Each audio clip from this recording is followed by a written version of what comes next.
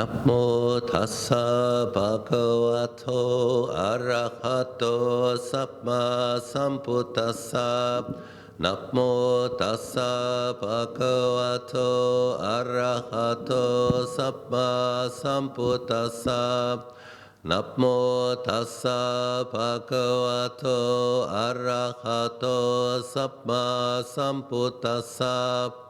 Buddhang Dhammang Sanghang Namassami.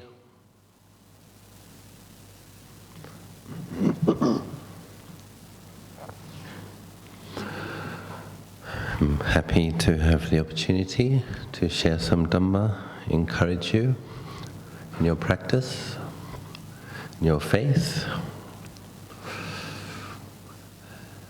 Many of us know some of the origin story when the Sumeda received a prediction of Buddhahood from Dipankara Buddha. But there are many details in that story, often brushed over or not looked at, and I thought it would be nice to consider along the vein of dependent co-arising, conditionality, causes and conditions that give rise to Buddhas. So I believe it's in the Buddha Wangsa, in the Sutta Pitaka, in the Khuddaka Nikaya, I believe, the origin stories of various Buddhas. So apparently Sumeda was a very gifted yogi living in the mountains, and wearing a robe made out of some kind of plant fiber and eating only berries and leaves, etc. And he had rather amazing samadhi. And in this origin story, it describes that Sumeda was actually flying through the air. And that sounds a bit out of this world, doesn't it? So only Superman can do that, right? He's from a different planet. But apparently, if a practitioner masters the arupa jhanas, so there's the first 4 jhanas and then there's another 4, infinite base of space, infinite base of nothingness, infinite base of consciousness, infinite base of neither perception or non-perception. If a practitioner, and it's nice to consider those a little bit, imagine being able to take the infinite space as your meditation object. Oftentimes we have a sense of our life being cramped and dusty. Wouldn't it be nice to just take empty space as an object, boundless empty space? That's one of the jhanas. Infinite base of consciousness, what would that be like? Apparently it's very radiant, very luminous, also boundless. For those who are fed up with irritating perceptions, what would it be like to be able to take the infinite base of neither perception or non-perception? Be like going on a holiday, wouldn't it? A nice big break.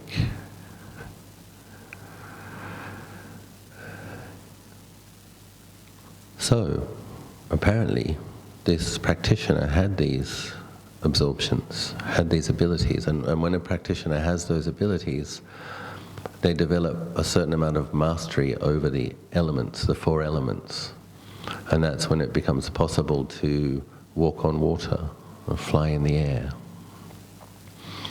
So Sumeda was flying through the air, and he noticed, first of all, he noticed people clearing the path, many people clearing a pathway. And then he noticed Lord Buddha, a Buddha, Dipankara Buddha. And then he noticed his following behind him. And I believe he asked, if I remember correctly, somebody, and one of the people sweeping the road, and they said, the Buddha is coming, a Buddha is coming. Tathagata, Samma Sambuddha, thus come, thus gone. And Sumeda had an interesting thought. He had the thought, knowing my power, suppose I too were also to cause a multitude to cross over. Meaning that he was aware, he'd seen a Buddha, he'd seen his following, he was aware that they were arahants. Apparently he was aware in his mind that he could become an arahant that day if he'd received a teaching from Dipankara Buddha. But he had the thought, knowing my strength, why don't I too cause a multitude to cross over?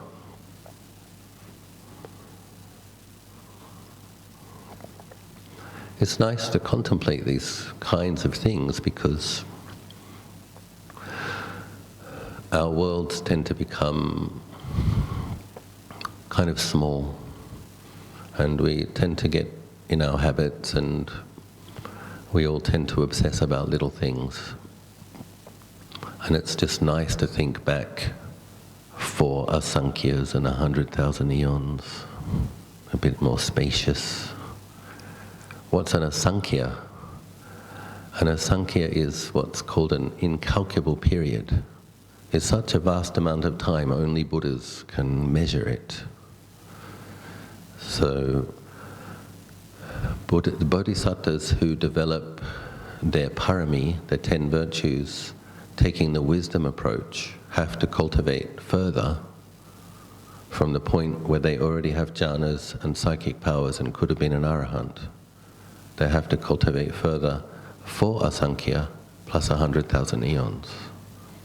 If a bodhisattva practitioner has a style of faith as their mode, the main style or character trait that they will cultivate in order to be a Samma Sambuddha, it takes twice as long. 8 asankhya plus 100,000 eons.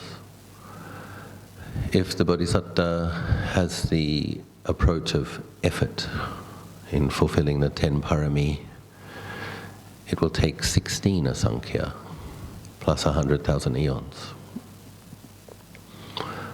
An eon is the time from the Big Bang. The world, the universe expands and then comes back and burns up again. 100,000 of those, that's the small bit at the end. So Buddhas and the bodhisattas that become Buddhas are really awesome, really amazing. And it's nice to contemplate it because as well as it having a kind of a consciousness expanding effect on the mind, for me it always also gives rise to a certain sense of awe and gratitude and wonder. And those qualities are quite lovely: gratitude, awe, wonder.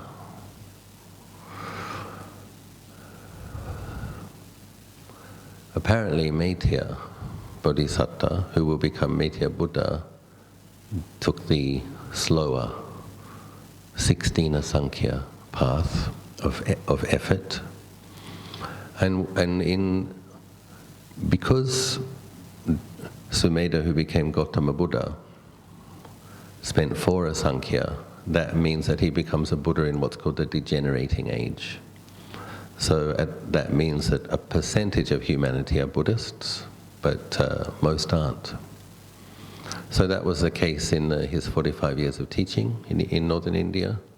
There were other sects, and sometimes other sects would argue and have discussions, find fault with the Buddha's doctrine, etc. But normally Lord Buddha would, with his wisdom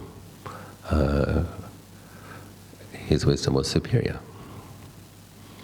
In the time of Metteyya Buddha, apparently the entire world will be Buddhists, because in spending 4 times as long accumulating the merit and the qualities and making all of those karmic connections with all of those beings, by the time Metteyya becomes a Buddha, the entire world will be Buddhist. It's another nice contemplation. You know, think back for Asankhya's 100,000 eons. One prediction was that Metteyya's coming in 300 million years. I think forward 300 million years. Getting a more spacious view of samsara. Apparently, in the time of Metteyya, there are no disasters. There are no famines. There are no wars. And the lifespan is 80,000 years. I once asked Lumpo Anand, Tanajanan, is this possible? He said, yeah, it's possible. I said, how is it possible? He said, well, everybody already has jhana samadhi before the Buddha is enlightened. Everybody has been cultivating their generosity, keeping their ethical precepts, meditating for many, many lives. They have vast merits. So they're already virtuous. That's one of the things that makes the human lifespan longer and longer, is when the humans are more and more virtuous. So at that point, just after the very peak of the eon, 100,000 years lifespan, Metteyya Buddha will come.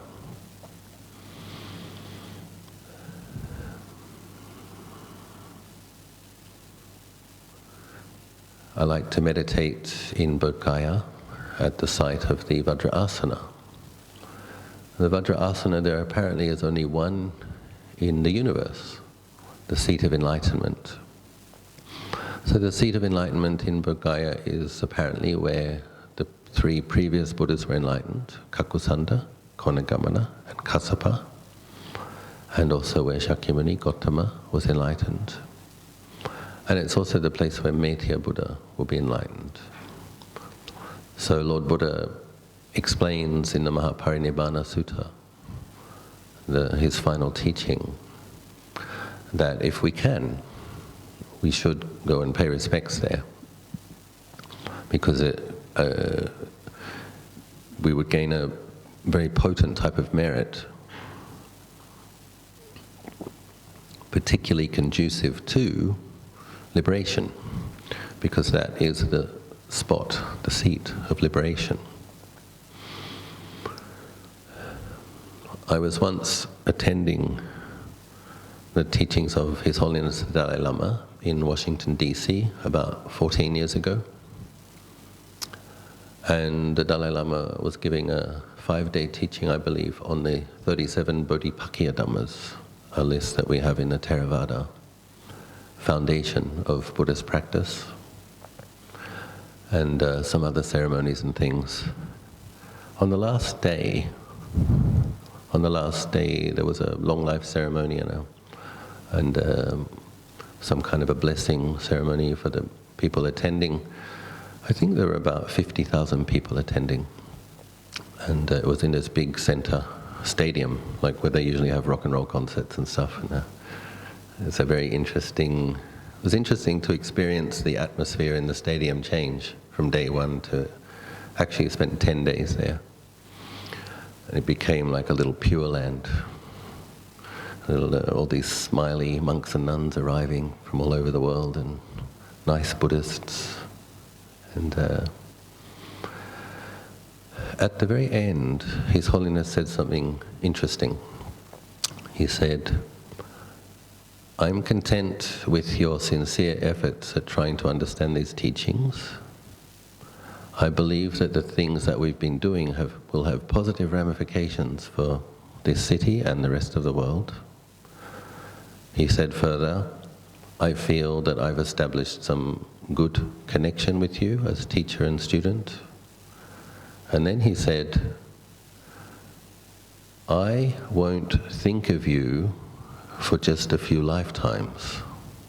Having said there's a connection, he said, I will think of you all, 50,000 people, for eons. And then he said, so please think of me sometimes. And I was like, wow. Of all the interesting things one hears, that was an interesting thing to hear. And he meant it. And what was very interesting was he said it with total humility and modesty. So I've got this commitment. He was saying, essentially, I'm a bodhisattva practitioner. I'm remaining in the cyclic existence for the sake of benefiting others. I'm committed to that. I will do that for eons. So please think of me sometimes. I was like, wow. So our Buddha did that. Our Buddha did that. And I'm sure it's the case. Most of us don't have the abilities to think back, but I'm sure it's the case that each of us, some millions of lives ago, that the being that became Shakyamuni Buddha was a being that we met when he was a bodhisatta, and he would have been kind and generous, and he probably encouraged us in our kindness, in generosity, ethics. And it's these beings who are willing to teach, who are willing to be role models, who encourage people. I think one of the reasons it takes so long, the shortest one being 4 Asankhya in 100,000 eons, is it's not that the spiritual practitioner takes that long to get their insight, their understanding and their qualities perfected. This is something I think sometimes the Theravadan practitioners misunderstand. It's almost like the bodhisattva hasn't quite worked it out yet after 1 billion lives. Apparently from the time of getting the prediction of Buddhahood, the bodhisattva will meet at least 20 teaching Buddhas from that time until enlightenment. They've heard the teachings. They know how to practice. What takes so long is getting all of the other beings developed enough to be able to liberate them in the final life. As Sumeda said, suppose I were to cause a multitude to cross over. Okay, he could have been an arahant that day. So what I love about Buddhas, there are many things I love about Buddhas, but what I really love about Buddhas is that for all of their heroic, awesome power, is the tenderness and kindness and patience. They're not obnoxious in their power. They're not overbearing, patiently plodding in samsara for millions of lives in order to liberate other beings. So just the fact that such beings exist, have existed, and similar beings continue to cultivate. But in terms of our Theravadan practice, simply remembering that's what Shakyamuni Buddha did. That's what Gautama Buddha did for us. And it's not a guilt trip. It's to recognize, my goodness, this being cultivated so much further. In the story, Sumeda decided to lie down in a muddy puddle so that the Tathagata's feet would not get dirty. Of course, the Buddha was seeing, oh, this is an ordinary being. And Sumeda was thinking, due to this act of humility, may I receive a prediction of Buddhahood. Apparently for the bodhisatta practitioner, if they've not yet received a prediction of Buddhahood from a teaching Buddha, it's not guaranteed yet. You have to receive, and that practitioner has to receive that prediction from a teaching Buddha. And so rather than step on him, Dipankara Buddha said, in 4 Asankhyas and 100,000 eons, your name will be Siddhartha Gautama, your mother's name will be such and such, your father's name will be such and such, you will have a lifespan so long, you will become enlightened under such and such a tree after practicing austerities for such and such, etc. The whole details of the Buddha's final life, Dipankara Buddha proclaimed. And that was the same for the previous Buddhas, and it's the same for Metteyya Buddha, and many more to come. So when we do our Buddhanusati, I remember once as a junior monk in Wat Nanachat, it was very strict about keeping all the rules. And so we studied the Vinaya a lot for the first few years, all of the monks' rules, 227 rules. And there's these phrases when the silly and naughty monks do bad things.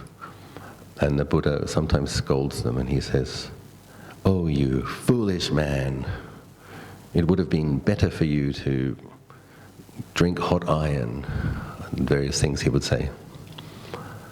And I remember thinking, I was wondering one day, about 3 years into it, I was wondering, if the Buddha was next door, would I go and pay respects? I'm a bhikkhu and I pay respects to the Buddha every day. And I remember thinking, no. And I'm like, why not? Well, I'd be scared that he'd call me a foolish man because of my bad habits. And I realized this is a problem, actually. This is a problem. I shouldn't, as a bhikkhu, I shouldn't have a feeling that I wouldn't pay respects to the Buddha if he was here in person. And so I realized that I needed to contemplate other aspects of Lord Buddha, other qualities. Yes, when someone truly was foolish, the Buddha said that's foolish. Fair enough. But there are many suttas where it starts with the Buddha in his first watch of the morning, after his first meditation. He reviews the world and he sees who can he teach today, who might benefit, and he would walk up to 20 miles to teach one person and establish them in liberation.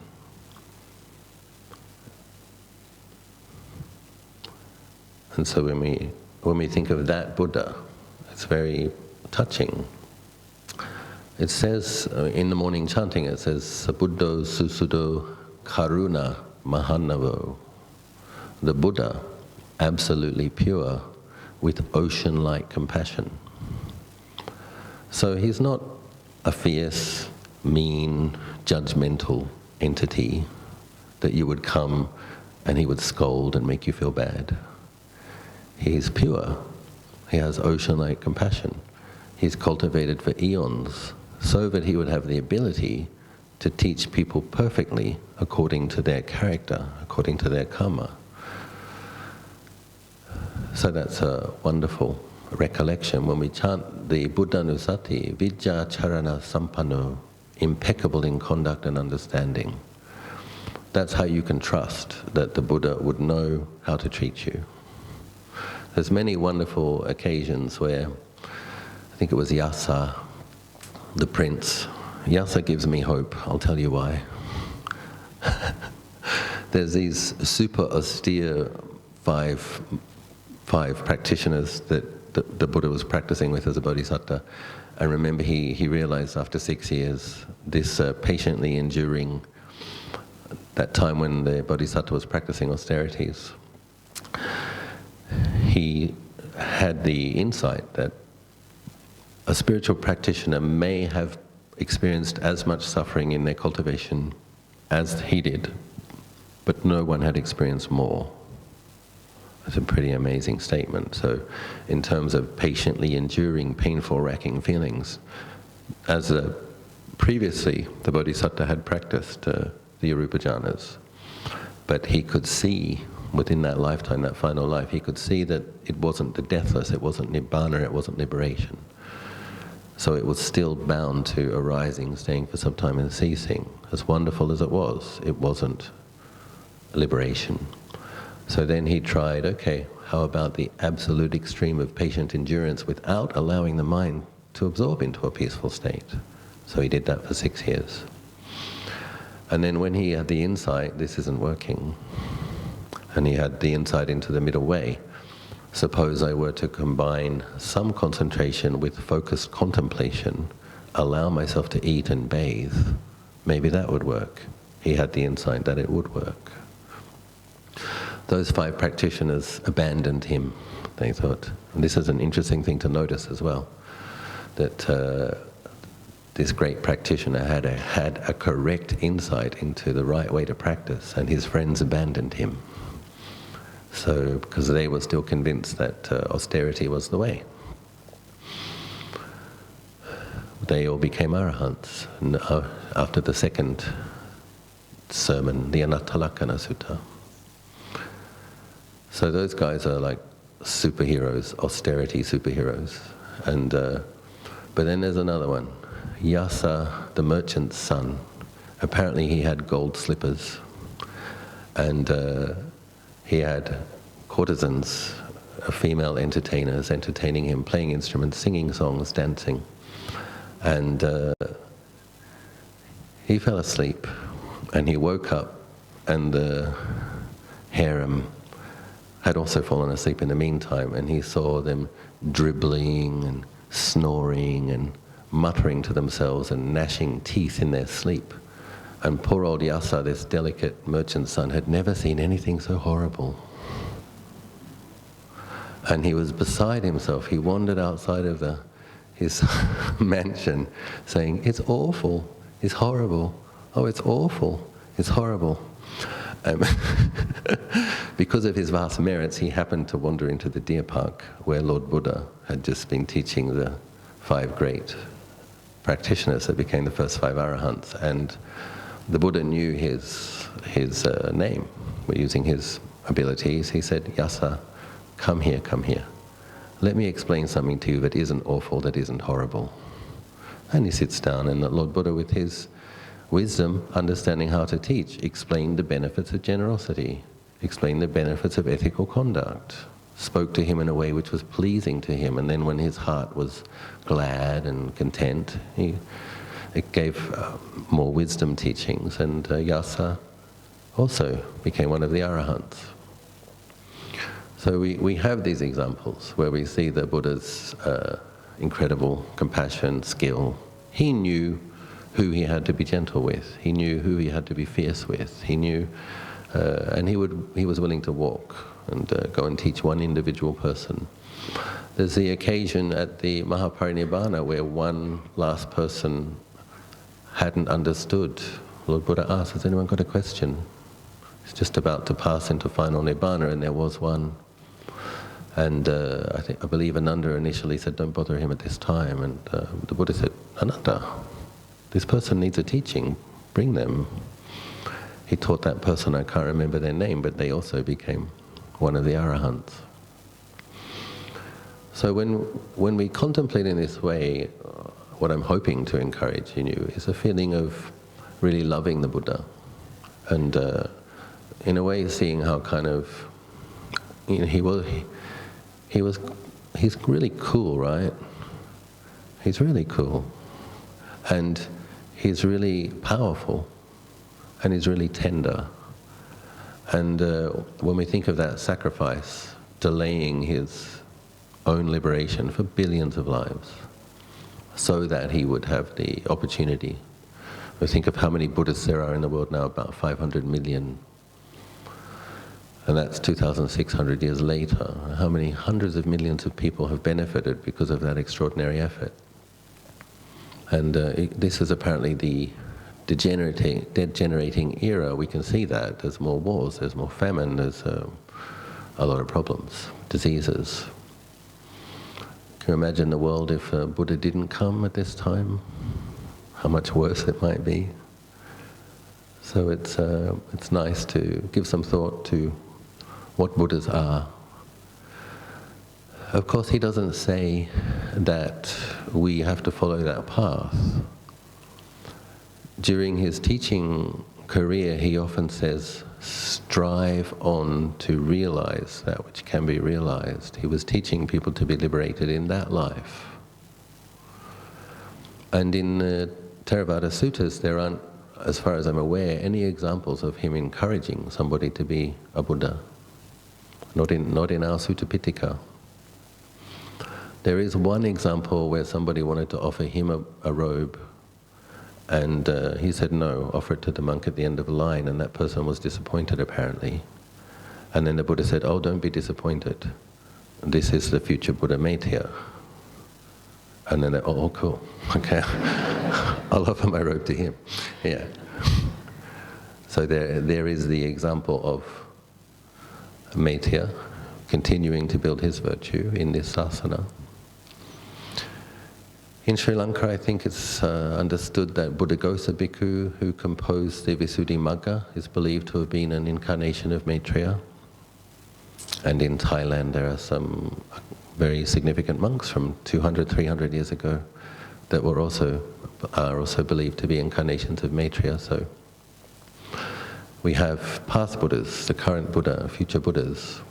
And when we do our buddhanussati and we recollect them with deep gratitude and love and trust, that's the kind of quality, if it's very deep in the heart, that is going to help you meet one. If ever you get separated from the dispensation or from a Buddhist culture. So I just wanted to say that with our buddhanussati, feel free to embrace it wholeheartedly, feel lots of love and respect, as well as confidence in the teachings, and cultivate your quick liberation if that's what you want. And if you want to practice for 4 asankhya's and 100,000 eons, you can do that too. I offer that for your reflection.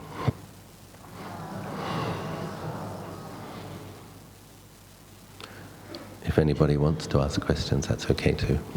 A couple of questions. Good evening, Ajahn Achalo. I have read through the Chronicles of the Buddha by Bhikkhu Anandagiri, and something pops up my mind.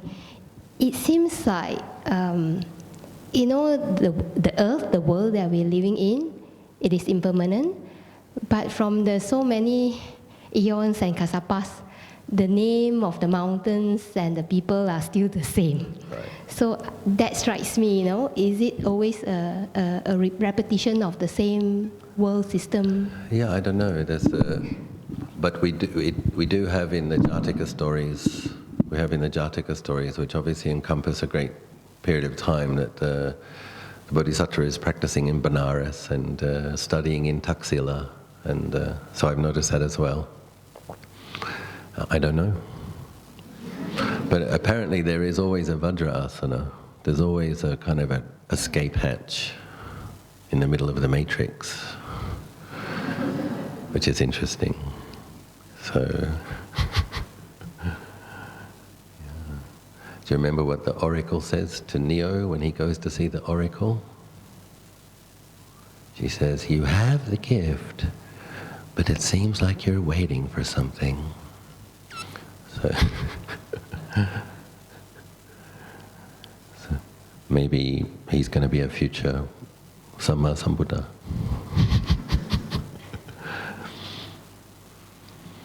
Yeah.